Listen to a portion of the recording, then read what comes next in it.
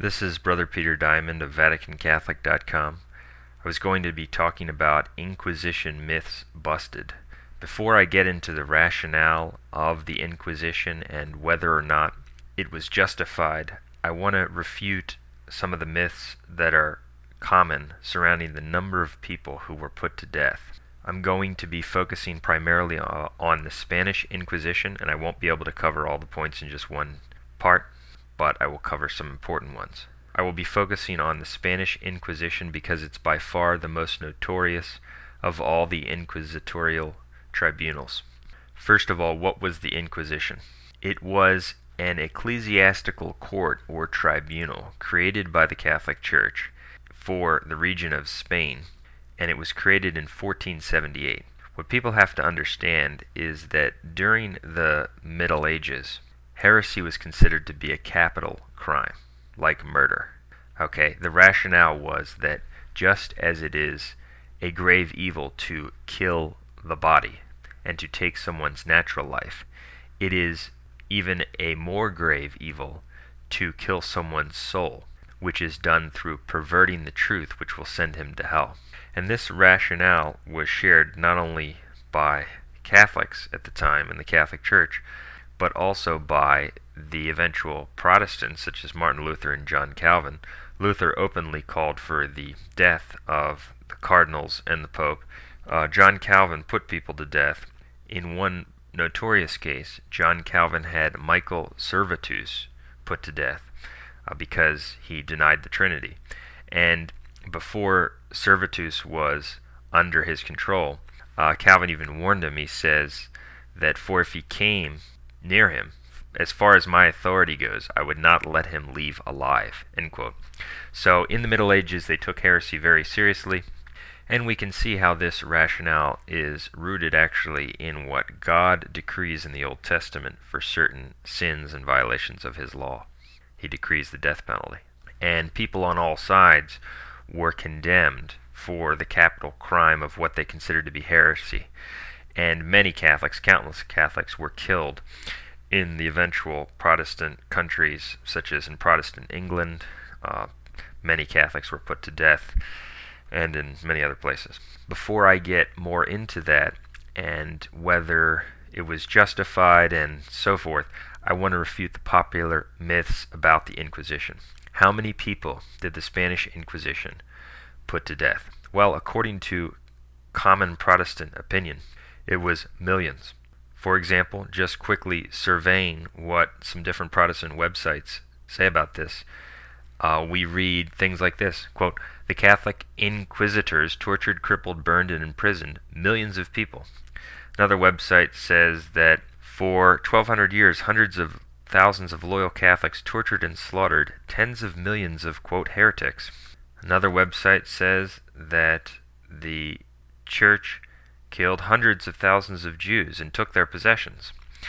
I personally spoke with a Protestant who said I think it was over 100 million heretics were killed. Well, all of these figures are outrageous lies. And to refute them, I'm going to be relying primarily on a book called The Spanish Inquisition, A Historical Revision by Henry Kamen. Why is this book valuable in refuting these lies? First of all, it was written by a Jew.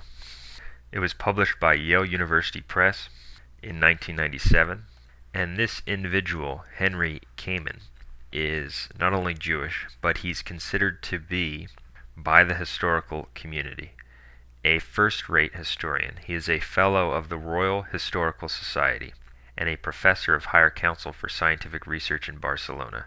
He was educated at Oxford University, and he's a well-known historian. And in many places his commentary is quite pro-Jewish, and so you can see that this is not an apologetic work for the Catholic Church. But he's honest enough, at least in the reporting of the essential facts, to destroy and demolish the popular myths that Protestants primarily spread and others about the Spanish Inquisition and its procedures, its intentions, and what we're going to be discussing right now, the numbers of people killed. Oh, before I get further into that, I want to mention that in the popular Protestant book, A Woman Rides the Beast by Dave Hunt, he argues on page 79 that in Spain the number of condemned exceeded 3 million, with about 300,000 burned at the stake. And so he doesn't go for the millions were executed, but he says 300,000, which is completely wrong. So what does Kamen say? In his book, The Spanish Inquisition, A Historical Revision, Henry Kamen says, on page 60, after analyzing some of the data from the various tribunals in different parts of Spain, he says, quote, taking into account all the tribunals of Spain up to about 1530, it is unlikely that more than 2,000 people were executed for heresy by the Inquisition, end quote. On the page just prior to that, page 59, he explains how, quote, the period of most intense persecution of conversos was between 1480 and 1530. Okay? And I want to add here that this was the most intensely active period of the Inquisition. There were some periods where you go decades where almost no one was condemned to death. And he quotes some different authorities. For instance, one individual who estimated that up to 1490, 15,000 people were reconciled under edicts of grace, not killed. And another fellow, Andres Bernaldez, estimated that in the Diocese of Seville alone, between 1480 and 1488, the tribunal had burnt over 700 people and reconciled more than 5,000. A later historian, the annalist Diego Ortiz, claimed that in Seville between 1481 and 1524, again a very intense period, over 20,000 heretics had abjured their errors, and over 1,000 obstinate heretics had been sent to the stake. And he goes, there is little doubt that the figures are exaggerated. So he's saying that this claim that 1,000 people in this active area in the most intense period of the Spanish Inquisition were killed, that claim is very exaggerated. On page 203, he gives us more insight into the total number of people who were put to death. And people have to understand that there's an important distinction between people who were questioned or tried and people who were condemned. Okay? He says, quote, the proportionately small number of executions is an effective argument against the legend of a bloodthirsty tribunal. He goes on, it is clear that for most of its existence the Inquisition was far from being a juggernaut of death, either in intention or in capability. The figures given above for punishments in Valencia and Galicia suggest an execution rate of well under 2% of the accused. It has been estimated that in 19 of the tribunals, over the period 1540 to 1700, under 2% of the accused were executed. If this is anywhere near the truth, it would seem that during the 16th and 17th centuries, fewer than 3 people a year were executed by the Inquisition in the whole of the Spanish monarchy from Sicily to Peru. Certainly a lower rate than in any provincial court of justice in Spain or anywhere else in Europe. A comparison indeed of Spanish secular courts with the Inquisition can only be found in favor of the latter, end quote. And so he's saying that if you factor in all of the years where there was a much lower rate of activity, that about 3 people a year were killed during the 16th and 17th centuries. A far cry from millions. And in fact, the total population of Christian Spain for a lot of this period was 6 million total. And we have to point out that the Inquisition itself didn't put anyone to death. It was actually the secular authority. The Inquisition would try people, and if they were found guilty of heresy, it would turn them over to the secular authority, which would impose the penalty, the capital crime, which was either imprisonment or execution for heresy.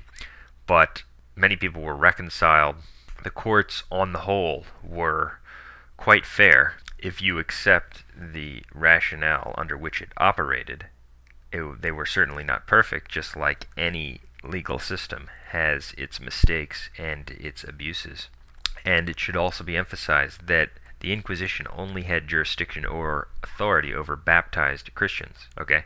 So it was investigating people who claimed to be practicing Catholics but were denying the Catholic faith. And also during this period, which was one of the reasons that the Spanish Inquisition became so active, is because Spain instituted a policy of expelling all of the Jews and all of the Muslims from the country.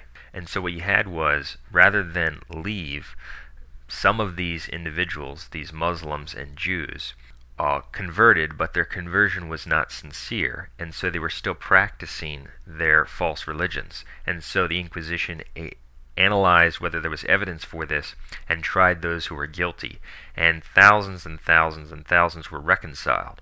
And so that was the policy. They gave them the choice to leave the country or convert. So those who stayed and then feigned conversion and did not actually believe in the faith but actually denied it really brought that upon themselves for the most part. And we also have to understand that during this period, Spain had just come to the end of a 700-year war trying to expel the Muslims from the country because their very existence was constantly threatened by them. So not only for religious purity, but also for reasons of security, Spain decided to remove all the Muslims. There's much more to be covered. Please look for part 2.